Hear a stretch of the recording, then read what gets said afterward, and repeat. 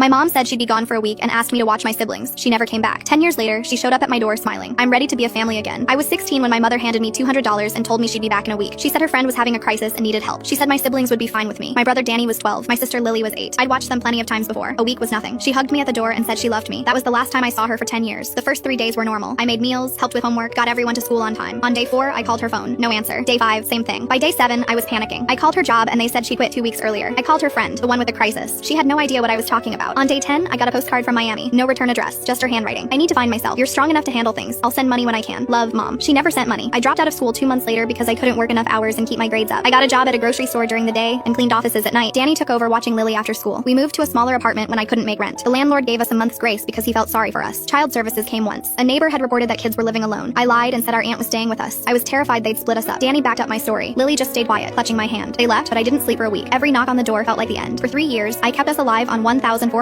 a month. I learned how to stretch groceries. I learned which bills could be paid late without getting shut off. I learned how to forge my mother's signature for school forms. Danny never complained. He got a job at 14, bussing tables under the counter. He handed me every paycheck. Lily learned not to ask for things. She stopped mentioning birthdays after the first year. When I turned 19, I got promoted to shift manager at the grocery store. It wasn't much, but it meant health insurance. I cried in the break room for 10 minutes when they told me. A year later, I started taking night classes at community college. It took me 6 years to finish a 2-year degree because I could only take 1 class at a time, but I finished. I got a job as an administrative assistant at a law firm. Then I became a paralegal. Then I got promoted again. By the time I was 26, I was making $65,000 a year and had bought a small house with 3 bedrooms. Danny was 22 and finishing college. Lily was 18 and had just started community college. We'd made it, all 3 of us, without her. Then, last month, she showed up. I was cooking dinner when the doorbell rang. I opened the door and there she was, older, thinner, with bleached hair and too much makeup. She smiled like no time had passed. Surprise, I'm back. I didn't move. What are you doing here? I came to see my kids. I've missed you so much. She tried to step inside. I blocked the door. You left us. You disappeared for 10 years. You sent 1 postcard. Her smile flickered. I know I made mistakes, but I'm ready now. I'm ready to be a family again. Danny appeared behind me. He'd heard her voice. His face went cold. You're not welcome here. Mom's eyes filled with tears. Danny, baby, I know you're angry, but I had to leave. I was drowning. I couldn't breathe. You don't understand what it's like to lose yourself. I was 12, he said. I understood that my mother left and my sister had to raise me. Lily came downstairs. She stopped on the last step and stared. She didn't say a word. Mom reached out toward her. Lily, sweetheart, you've grown so beautiful. Lily's voice was flat. I don't know you. Mom flinched like she'd been slapped. That's not fair. I'm still your mother. I stepped forward. No, you're the woman who gave birth to us. That's not the same thing. A mother doesn't leave her children with $200 and a lie. Her face hardened. I did what I had to do. I was suffocating in that life. You can't blame me for wanting more. You wanted more than us. That's the problem. She crossed her arms. I thought you'd understand by now. You're an adult. You know how hard life can be. I know exactly how hard life can be. I raised 2 kids when I was 16. I dropped out of school. I worked 2 jobs. I kept us together while you were off finding yourself in Miami. Her lip trembled. I didn't have a choice. You had a choice. You made it. Now live with it. She looked past me at the house, the furniture, the photos on the wall, the life we built. You've done well. I always knew you would. You were always the strong one. I wasn't strong. I was a child. You just didn't care. She was quiet for a long moment, then softer. I need a place to stay, just for a little while. Things didn't work out like I planned. There it was, the real reason she came back. I almost laughed. No, please, I'm your mother. You stopped being my mother when you chose yourself over us. You don't get to come back now that you've run out of options. I stepped back and grabbed the door. Don't come here again. I closed it in her face.